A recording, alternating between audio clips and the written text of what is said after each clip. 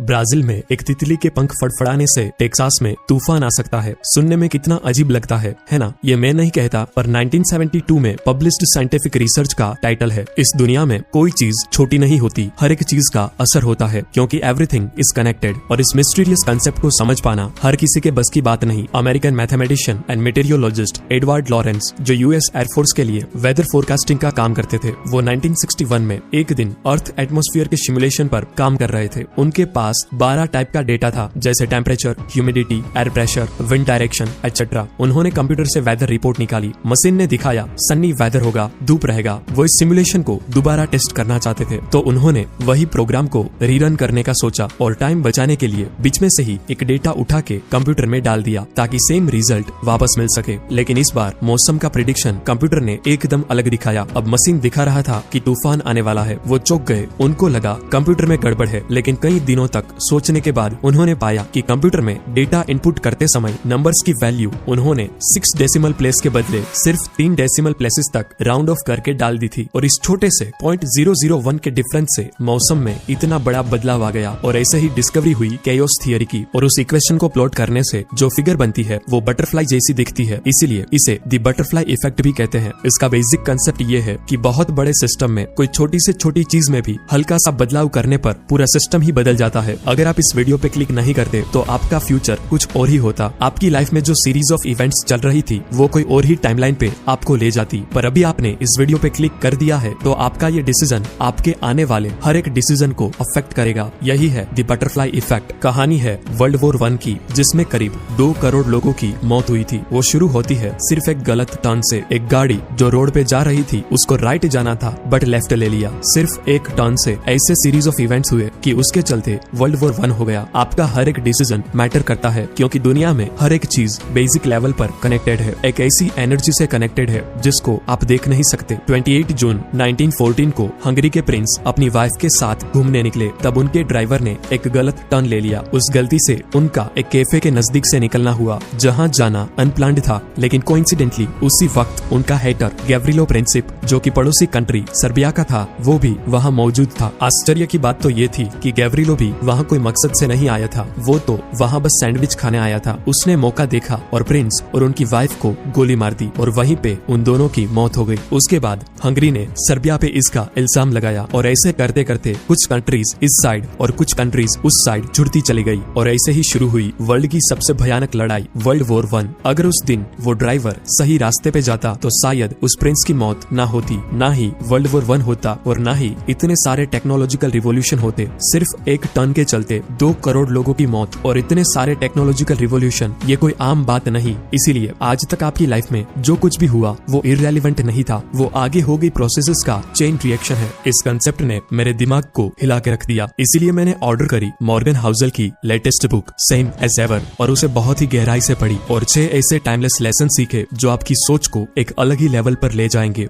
First, invest in preparedness not in prediction. दुनिया के most famous magician Harry Houdini ने अपने टाइम पर लोगों को ऐसे ऐसे मैजिक ट्रिक्स दिखाए थे जो दुनिया ने कभी नहीं देखे थे। उसमें से एक ट्रिक थी जिसमें वो ऑडियंस में से बॉडी बिल्डर्स और ताकतवर लोगों को स्टेज पर बुलाते और अपने पेट पर पंच मारने को बोलते, और उन पहलवानों के पंच से हुडिनी को कुछ नहीं होता था। लेकिन एक बार 1926 में अपनी परफॉर्मेंस के बाद हुडिनी ने कुछ स्टूडेंट्स को मिलने बैक स्टेज बुलाया। तब उसमें एक दुबला पतला सा स्टूडेंट जिसका नाम गॉर्डन व्हाइटहेड था, उसने ऐसे ही मजाक में हुडिनी को पेट पे पंच मार दिया, जिससे हुडिनी का अपेंडिक्स फट गया और कुछ ही दिनों में हॉस्पिटल में हुडिनी की मौत हो गई। अब बड़े बड़े बॉडी बिल्डर्स के पंच सह लेने वाले हुडिनी को एक बच्चे के पंच ने मौत के घाट उतार दिया, क्योंकि हुडिनी उस पंच के लिए प्रिपेयर्ड नहीं थे। जब वो बॉडी बिल्डर्स को स्टेज पर बुलाते तब उनको पता होता था कि ये मुझे इतना जोर से पंच मारेगा ही, और वो उसी हिसाब से अपने पेट के मसल्स को टाइट कर लेते थे। लेकिन उनकी मौत तब हुई जब आने वाली चीज के लिए वो प्रिपेयर्ड नहीं थे। कैलिफोर्निया में अक्सर अर्थक्वेक्स आते रहते हैं। वो अर्थक्वेक कब आएगा और कितने मैग्नीट्यूड का आएगा, ये चीज किसी को पता नहीं होती, पर वहाँ के लोग और गवर्नमेंट अपने आप को किसी भी तरह के अर्थक्वेक्स के लिए प्रिपेयर्ड रखते हैं। घर की डिजाइन से लेकर रेस्क्यू टीम तक सबको इस बात का ख्याल होता है। इसीलिए एक ग्रेट ऑथर नसीम तालिब कहते हैं कि invest in preparedness not in prediction. Jeff Bezos को एक बार इंटरव्यू में पूछा गया कि आने वाले 10 सालों में क्या बदलने वाला है। तब उन्होंने कहा कि आने वाले 10 साल में क्या बदलने वाला है ये तो मैं नहीं जानता, लेकिन आने वाले 10 साल में क्या नहीं बदलेगा ये मैं जरूर जानता हूँ। लोगों को 10 साल बाद भी बिग कलेक्शन, फास्ट डिलीवरी और लो प्राइस पे प्रोडक्ट्स चाहिए होगी और मैं उसी चीज पे फोकस करता हूँ। ट्रेंड्स को भूल जाओ और उन चीजों पे फोकस करो जो कभी ना बदले। 2009 में ग्रेट रिसेशन के टाइम वॉरेन बफेट और उनके एक दोस्त ओमाहा नेब्रास्का की सड़क से गुजर रहे थे। सड़कें खाली थी, शोरूम्स बंद पड़े थे। तब उनके दोस्त ने वॉरेन को पूछा कि मार्केट की हालत बहुत खराब है, हमारी कंट्री इस रिसेशन से कैसे बाउंस बैक कर पाएगी। तब वॉरेन ने कहा, क्या तुम्हें पता है 1962 में बेस्ट सेलिंग कैंडी बार कौन सी थी? वो बोला, नहीं। वॉरेन बोले, स्नीकर्स। लेकिन क्या तुम्हें ये पता है कि आज बेस्ट सेलिंग कैंडी बार कौन सी है? दोस्त बोला, नहीं। तब वॉरेन बफेट धीरे से बोले, स्नीकर्स, और बातचीत वहीं खत्म हो गई।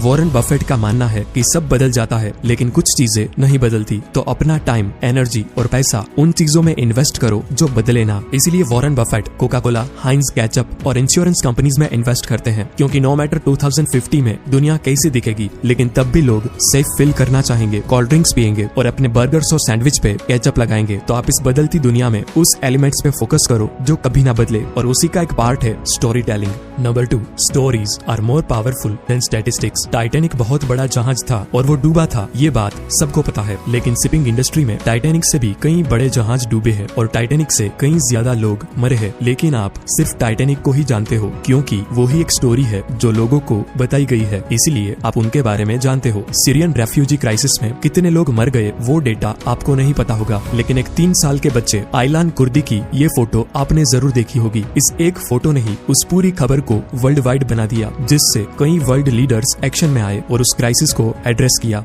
दुनिया डेटा से नहीं, स्टोरीज से चलती है। चार्ल्स डार्विन ने पहली बार इवोल्यूशन थियरी को डिस्कवर नहीं किया था, उससे पहले कई लोग इवोल्यूशन थियरी क्लेम कर चुके थे, बट चार्ल्स डार्विन को दुनिया आज इसीलिए जानती है क्योंकि उन्होंने मोस्ट कंपेलिंग स्टोरी के साथ उस थियरी को प्रेजेंट किया। 21 मिलियन से भी ज्यादा सोल्ड होने वाली बुक सैपियंस के ऑथर खुद बताते हैं कि मैंने कुछ नया डिस्कवर नहीं किया, मैंने तो बस फैक्ट्स को स्टोरीज के साथ प्रेजेंट किया है। स्टीफन हॉकिंग ने भी अपनी book a brief history of time में लिखा है कि फिजिक्स बुक में लिखा हर एक इक्वेशन सेल्स को डाउन करता है। वो भी मानते थे कि लोगों को लेक्चर नहीं, मेमोरेबल स्टोरी चाहिए। Lesson number 3, seek permanent information. दुनिया में इंफॉर्मेशन 2 तरह की होती है, एक परमानेंट और दूसरी एक्सपायरिंग। ज्यादातर न्यूज और social media post expiring information होती है, कुछ दिनों या महीनों बाद वो इंफॉर्मेशन काम की नहीं रहती और उसी तरह का कंटेंट आपका सबसे ज्यादा अटेंशन खा जाता है, क्योंकि इंटरनेट ऐसी चीजों से भरा पड़ा है। जबकि परमानेंट इंफॉर्मेशन फाइंड करना बहुत मुश्किल है, क्योंकि वो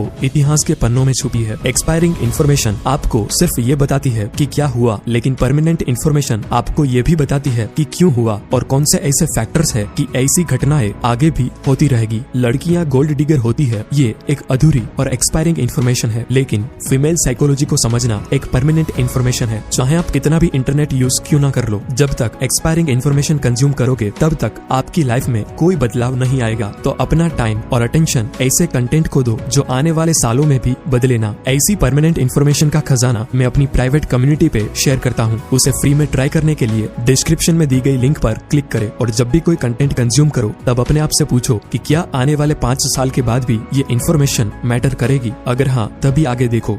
number 4, terrible events breeds innovation. जब लोग खुश होते हैं, पूरी दुनिया शांति से चल रही होती है, उस टाइम कुछ इनोवेटिव नहीं होता। इंसान तभी कुछ करता है जब उसके सर्वाइवल पर खतरा आए। 1930 में जब बहुत बड़ा इकोनॉमिक डिप्रेशन चल रहा था, उसी टाइम अमेरिकन फैक्ट्रीज का आउटपुट 41% तक बढ़ गया था। उसी टाइम पर उन्होंने सबसे ज्यादा हाईवेज बनाए, इलेक्ट्रिक ग्रिड लाइंस लगाई। दरअसल स्ट्रेस और अर्जेंसी में ही काम होते हैं। मिलिट्रीज को इनोवेशन का इंजन माना जाता है, क्योंकि वो इतनी अर्जेंट और इतनी वाइटल प्रॉब्लम से डील करते हैं कि तब पैसे और मैन पावर का कोई सवाल ही नहीं रहता। वर्ल्ड वॉर 2 बहुत प्रेशर वाला टाइम था। एडोल्फ हिटलर की वजह से पूरी दुनिया स्ट्रेसफुल सिचुएशन में थी और उसी टाइम पर ही radar, internet, microwave oven, antibiotic और जीपीएस जैसे बहुत सारे इनक्रेडिबल इनोवेशन हुए। अगर आप दुनिया में से सारे बुरे इवेंट्स हटा दो तो उसके साथ आप इनोवेशन को भी हटा देते हो। तो अपने लिए एक मिनी वॉर टाइप सिचुएशन तैयार करो, कुछ दिनों के लिए गायब हो जाओ और अपने ऊपर काम करो। Lesson number 5, world is driven by envy. Investor Charlie Munger कहते थे कि दुनिया लालच से नहीं एनवी से चलती है। आज से 30-40 साल पहले बहुत ही कम पैसों में भी घर अच्छे से चल जाते थे, सब खुश रहा करते थे। आज लोगों की लाइफस्टाइल 1950 से कई गुना बेहतर है। लोगों के पास better infrastructure, education, health care और कनेक्टिविटी है, लेकिन फिर भी लोगों का सेटिस्फेक्शन और हैप्पीनेस लेवल 1950 से कई गुना कम है, क्योंकि 1945 के सेकेंड वर्ल्ड वॉर के बाद 99% पॉपुलेशन की हालत एक जैसी ही थी और सबकी लाइफ में एक जैसा ही इम्प्रूवमेंट आया था। इसलिए ओवरऑल पॉपुलेशन हैप्पी और सेटिस्फाइड थी। बट उसके बाद इनइक्वालिटी बढ़ती चली गई। एक अमीर और गरीब के बीच का वेल्थ गैप बढ़ता गया और सोशल मीडिया के आ जाने से उस वेल्थ को लोगों ने शो ऑफ करना शुरू किया। लाइफस्टाइल, रिलेशनशिप, स्किन कलर और बॉडी शेप कंपेयर करने के स्टैंडर्ड्स इंटरनेशनल हो गए। इससे आम लोगों की एक्सपेक्टेशन इतनी बढ़ गई कि उनकी लाइफ में इम्प्रूवमेंट होने के बाद भी लोगों को हैप्पीनेस और सेटिस्फेक्शन नहीं मिलता। फ्रांस में एक कहावत है कि अगर आप सिर्फ खुश रहना चाहते हो तो वो आसान है, लेकिन अगर आप दूसरों से ज्यादा खुश रहना चाहते हो तो ये इम्पॉसिबल है। और यही आपके दुख का कारण है, क्योंकि वेल्थ और हैप्पीनेस ऑब्जेक्टिव नहीं बट रिलेटिव होती है। इंडिया में किसी गांव के सरपंच का लड़का फॉर्च्यूनर लेके अपने आप को अमीर समझता होगा, क्योंकि उसके आसपास सब गरीब रहते हैं। उसी की वो अमीरी सिंगापुर में गरीबी कही जाएगी।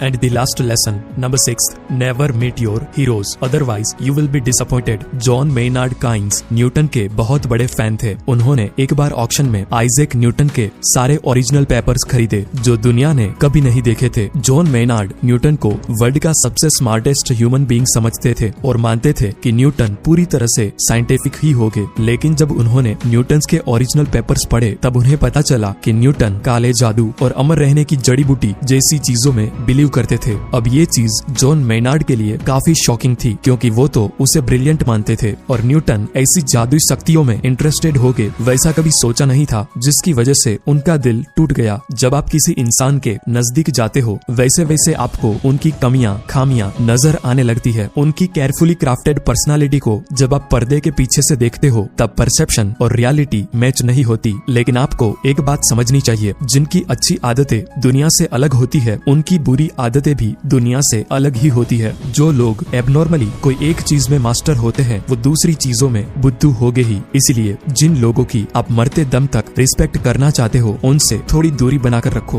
क्योंकि ज्यादा उनके बारे में जानने की कोशिश करोगे तो 80% चांसेस है कि उनकी कोई तो बात होगी ही जो आपको बिल्कुल पसंद ना आए और आपके मन से उनकी रिस्पेक्ट चली जाए। ऐसे कई लोग हैं जिसकी मैं बहुत रिस्पेक्ट करता हूँ, इसलिए उस रिस्पेक्ट को बरकरार रखने के लिए मैं कभी भी उनसे मिलना नहीं चाहता, क्योंकि वो भी इंसान ही है। उनके अंदर भी कुछ कमियां होगी ही जो मैं नहीं देखना चाहता। मैं उनको आइडियल ही रखना चाहता हूँ। देखो बॉस, अब इस पूरे वीडियो को समराइज करके बताऊं तो first, invest in preparedness not in prediction. Future को प्रेडिक्ट करने की कोशिश ना करे, तुक्के लगाना छोड़ो और हिस्ट्री पढ़ो, क्योंकि हिस्ट्री ऑलवेज रिपीट्स। जितना हिस्ट्री पढ़ोगे उतना ही आप फ्यूचर चेंजेस के लिए कंफर्टेबल होते जाओगे। Second, stories are more powerful than statistics. लोगों को लेक्चर नहीं, मेमोरेबल स्टोरी चाहिए। Third, seek permanent information. ऐसा कंटेंट कंज्यूम करो जो सालों बाद भी रेलिवेंट रहे, जिसके लिए मेरी प्राइवेट कम्युनिटी चेक कर लेना, लिंक डिस्क्रिप्शन में है। Fourth, terrible events breeds innovation. इंसान तभी कुछ करता है जब उसके सर्वाइवल पर खतरा आए, तो थोड़ा बहुत प्रेशर का माहौल अच्छा है। Fifth, world is driven by envy. दुनिया लालच से नहीं एनवी से चलती है। टेक्नोलॉजी कितनी भी एडवांस क्यों ना हो जाए, पर इंसान का डर, वासना, लालच, एनवी कभी नहीं खत्म होने वाली। तो उस पे कंट्रोल लाओ, आपकी लाइफ ऐसे ही सेट हो जाएगी। Sixth, never meet your heroes. अपने आइडल को कभी ना मिले, उन्हें आइडल ही रखे। धन्यवाद।